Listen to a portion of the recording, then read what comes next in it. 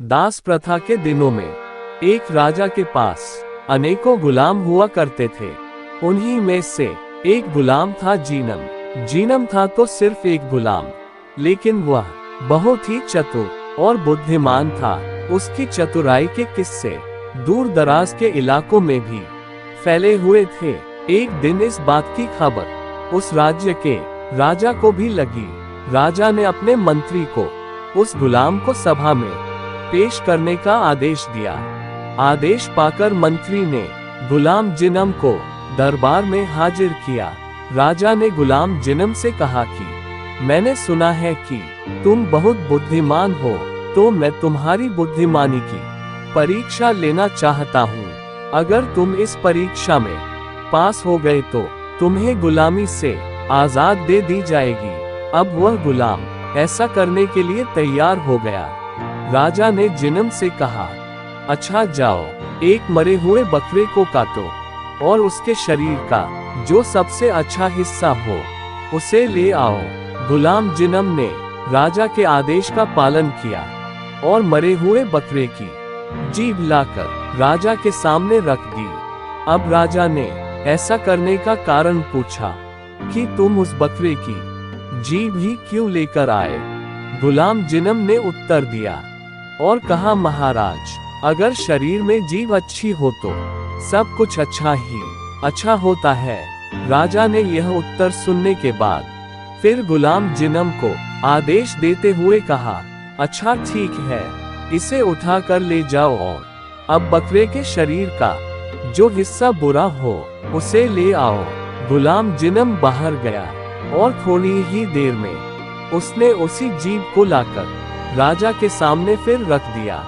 राजा ने अब फिर से उससे कारण पूछा तो गुलाम जिनम ने कहा कि महाराज, अगर शरीर में जीभ अच्छी नहीं हो तो सब बुरा ही बुरा है। और आगे कहने लगा कि महाराज, वाणी तो सभी के पास जन्मजात होती है, परंतु बोलना किसी किसी को ही आता है।